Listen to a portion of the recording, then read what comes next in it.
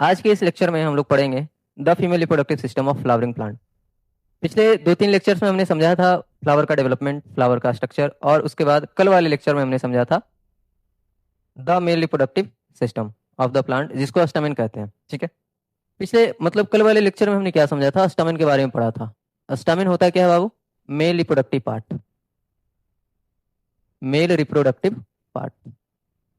ठीक है, इसमें समझे थे हम लोग कि स्टैमेन जो होता है उससे दो पार्ट होता है। ऊपर वाले पार्ट को ये एंथर कहते हैं, जिसके अंदर पॉलन ग्रेन बनता है, और नीचे वाला पार्ट ये जो है इसको फिलामेंट कहते हैं, जो एंथर को सपोर्ट करता है। ठीक है, एंथर के अंदर बताए थे कि इसके अंदर बनता है पॉलन ग्रेन। पॉलन ग्रेन बनने की प्रक्रिया को माइक्रोस्पोरोजेनेसिस कहते हैं। माइक्रोस्पोरोजेनेसिस के थ्रू हुआ क्या था? माइक्रोस्पोर मदर सेल से, माइक्रोस्पोर मदर सेल से बना था सबसे पहले माइक्रोस्पोर, और ये फिर माइक्रोस्पोर डेवलप किया था बाबू किसमें? पॉलन ग्रेन में। अच्छा, एक चीज और, माइक्रोस्पोर मदर सेल को ही पॉलन मदर सेल भी कहते हैं। ये चीज ध्यान में होना चाहिए, पॉलन मदर सेल, जिसको शॉर्ट फॉर्म में पीएमसी कहा जा सकता है। ठीक है, इतना में कोई दिक्कत था? ये कल का टॉपिक था, कल इतना ही पढ़ाए थे। ठीक है, उसको थोड़ा थोड़ा समझा दिए। हमने देखा कि पॉलन ग्रेन जब बना तो पॉलन ग्रेन में दो तरह के सेल्स होते हैं, वेजिटेटिव सेल और क्या होते हैं बाबू? Generative cell. Generative cell,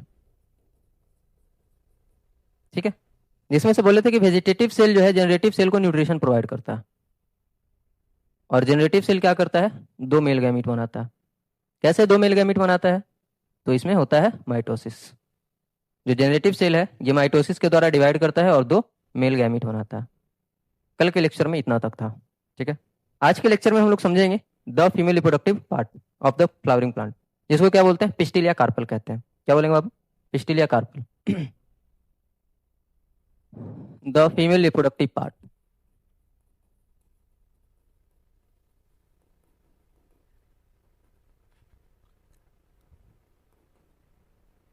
the female reproductive part, जिसको कहते हैं पिस्टिल या कार्पल।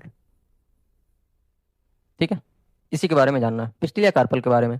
जब फीमेल रिप्रोडक्टिव पार्ट का बात करते हैं, पिस्टिल या कार्पल जिसको कहते हैं, उसके बारे में अगर बात करते हैं तो उसमें 3 पार्ट होता है। जिस तरह से बनाते हैं,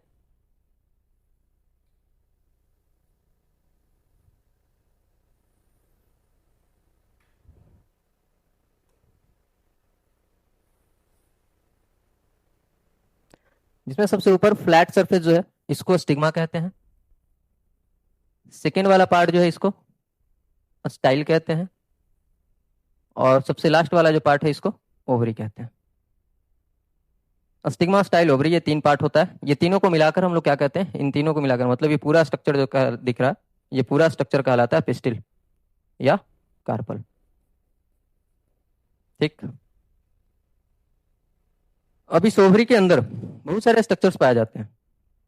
इस ओवरी के अंदर बहुत सारे स्ट्रक्चर पाए जाते हैं। उससे पहले हम लोग जानते हैं एक एक के बारे में, स्टिग्मा का क्या काम है, स्टाइल का क्या काम है, और ओवरी का क्या काम है। ठीक है, तो सबसे पहले अगर स्टाइल का बात, स्टिग्मा का बात करते हैं, तो स्टिग्मा में, स्टिग्मा जो है ना ये फ्लैट सरफेस है,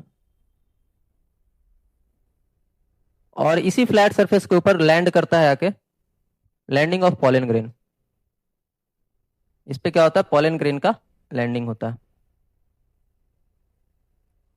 जब पॉलिनेशन होता है, पॉलिनेशन के टाइम पे क्या होता है?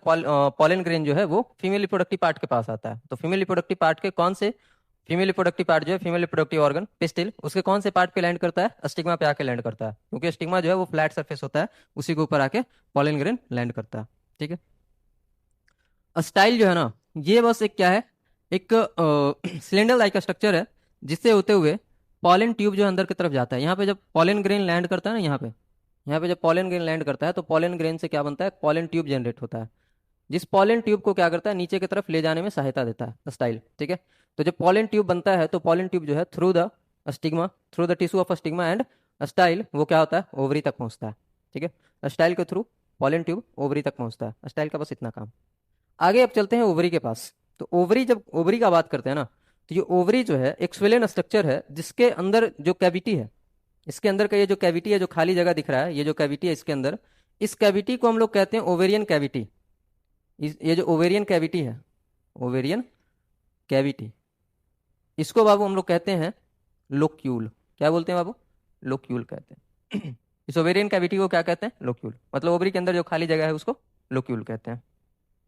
और इस ओवेरियन कैविटी के अंदर एक स्पेशल टिश्यू होता है, एक स्पेशल टिश्यू का बना हुआ स्ट्रक्चर होता है इसके अंदर, जिसको हम लोग प्लेसेंटा कह देते हैं। क्या बोल देते हैं बाबू? प्लेसेंटा।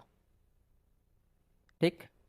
और इसी प्लेसेंटा के ऊपर, इस प्लेसेंटा के ऊपर लगा होता है एक स्ट्रक्चर जिसको ओव्यूल कहते हैं। ये जो पूरा स्ट्रक्चर है बाबू, इसको क्या बोलेंगे? ओव्यूल बोलेंगे। ठीक। और ओव्यूल प्लेसेंटा से जिस डंठल के द्वारा या जिस स्टॉक के द्वारा कनेक्टेड होता है, ओव्यूल प्लेसेंटा से जिस स्टॉक के द्वारा कनेक्टेड होता है, उस स्टॉक को कहते हैं फ्यूनिकल। क्या बोलेंगे बाबू? फ्यूनिकल बोलेंगे। यहाँ पे ये जो स्टॉक है जिससे कनेक्टेड है, इसको फ्यूनिकल कहते हैं। और जहां पे कनेक्टेड होता है ओव्यूल, उसको हाइलम कहते हैं। उस रीजन को क्या बोलते हैं? हाइलम। जिसके द्वारा कनेक्टेड होता है उसको फ्यूनिकल कहते हैं, और फ्यूनिकल का वो पार्ट जहां से ओव्यूल कनेक्टेड होता है उसको हाइलम कहते हैं। ठीक है। और अब हम लोग पढ़ने वाले हैं इस ओव्यूल का स्ट्रक्चर। तो ओव्यूल का स्ट्रक्चर जब पढ़ते हैं तो देखते हैं कि ओव्यूल जो है ना, बाहर बाहर से दो लेयर से कवर्ड होता है, जिसको इंटेगुमेंट कहते हैं। इसको क्या बोलते हैं बाबू? इंटेगुमेंट कहते हैं। तो इसको हम अगले पेज पे पढ़ते हैं। अभी इतना समझ में आया, ओवरी के अंदर के कैविटी को ओवेरियन कैविटी कहते हैं, और ओवेरियन कैविटी के अंदर एक या एक से अधिक ओव्यूल हो सकता है। मतलब ये जो ओवेरियन कैविटी है, जो लोक्यूल है, वो एक लोक्यूल हो सकता है, मतलब एक ही कैविटी हो सकता है, या फिर एक से ज़्यादा कैविटी इसके अंदर बन सकते हैं। तो जितने कैविटी होंगे उतने ज़्यादा ओव्यूल होंगे इसमें। अगर एक कैविटी है तो एक ही ओव्यूल होगा, एक से अधिक कैविटी है तो उसको उसमें एक से ज़्यादा ओव्यूल होगा। ठीक है। यूनिलोकुलर और मल्टीलोकुलर ओवरी भी कहते हैं इसको। एक है तो यूनिलोकुलर ओवरी कहेंगे, एक से ज़्यादा है तो मल्टीलोकुलर ओवरी कहेंगे। ठीक। अब इसके आगे चलते हैं, इसके ओव्यूल के बारे में पढ़ते हैं, ओव्यूल का स्ट्रक्चर पढ़ते हैं।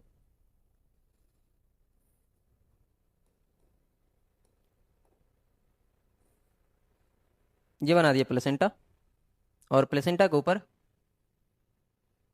ये बना दिए ओव्यूल। ठीक।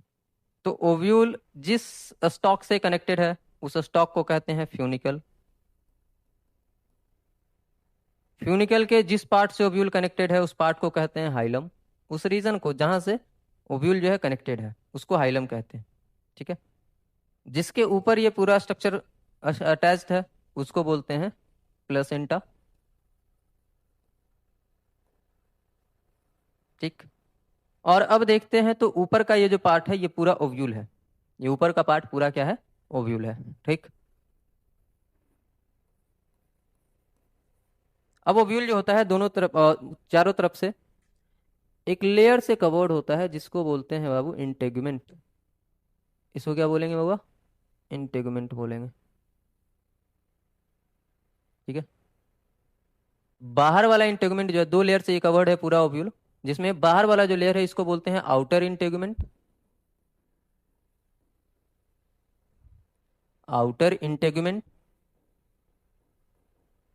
और अंदर वाला जो है इसको बोलेंगे इनर इंटेगुमेंट।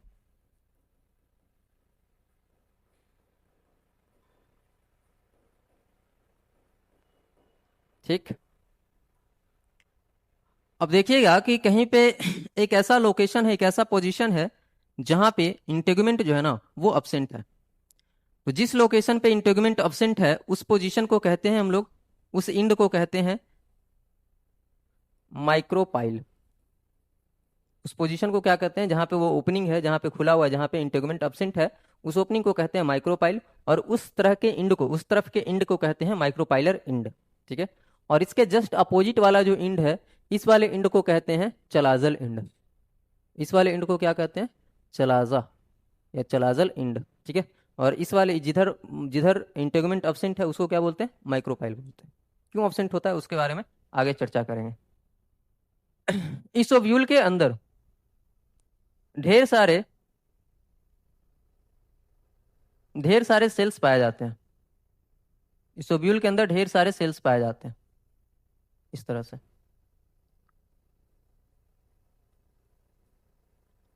इन सभी सेल्स के ग्रुप को न्यू सेलस कहते हैं। इन सभी सेल्स के ग्रुप को क्या कहते हैं बाबू? न्यू सेलस कहते हैं। यहाँ पे ये ग्रुप ऑफ सेल्स जो दिख रहा है इसको न्यू सेलस कहते हैं।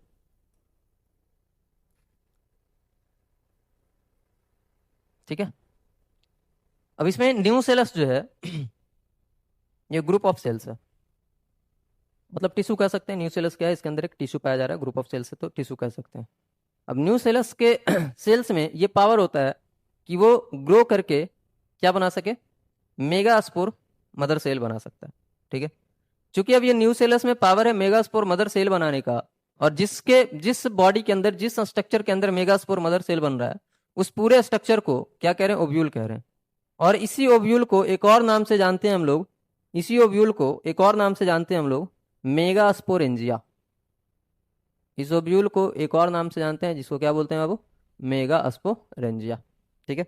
जैसे वहां पे हमारा जो थीका था जिसके अंदर माइक्रोस्पोर मदर सेल बन रहे थे उसको माइक्रोस्पोरेंजिया बोले। उसी प्रकार से यहाँ पे ओव्यूल है जिसके अंदर मेगास्पोर मदर सेल बन रहा है तो इसको क्या बोलेंगे? मेगास्पोरेंजिया बोलेंगे। ठीक है। अब इस मेगास्पोरेंजिया के अंदर क्या बनेगा? न्यू सेलस के कोई एक सेल, एनी वन सेल, कोई एक सेल न्यू सेलस में से, बहुत सारे सेल्स हैं, इसमें से कोई एक सेल जो है क्या बन जाएगा? मेगास्पोर मदर सेल बन जाएगा, जिसको शॉर्ट फॉर्म में हम लोग कहते हैं MMC, मेगास्पोर मदर सेल। ठीक है। कैसे? न्यू सेलस में डेवलपमेंट होता है, न्यू सेलस जो है वो ग्रो करता है, डेवलप करता है और क्या बना लेता है? मेगास्पोर मदर सेल बना लेता है। अब इस मेगास्पोर मदर सेल में क्या होता है? मियोसिस शुरू होता है। वो प्रोसेस आगे समझेंगे। मेगास्पोर मदर सेल में कैसे मियोसिस शुरू होता है और कैसे एम्ब्रायोसाइक बनता है, मतलब उसके अंदर अब फीमेल गैमीट कैसे बनना है। ठीक है। तो यहां से कोई एक कोई एक न्यू सेलस सेल जो है वो ग्रो किया और बना लिया मेगास्पोर मदर सेल। ठीक है। तो ये है बाबू हमारा मेगास्पोर मदर सेल। अब इस मेगास्पोर मदर सेल में मियोसिस शुरू होगा। मियोसिस शुरू होने के बाद 1 से 4 बनेगा, 4 में से 3 डिस्ट्रॉय हो जाएगा, एक बचेगा, एक जो है डेवलप करके एम्ब्रायोसाइक बनाएगा और उसी एम्ब्रायोसाइक के अंदर हमारा फीमेल गैमीट होगा। ठीक है। फीमेल गैमीट तक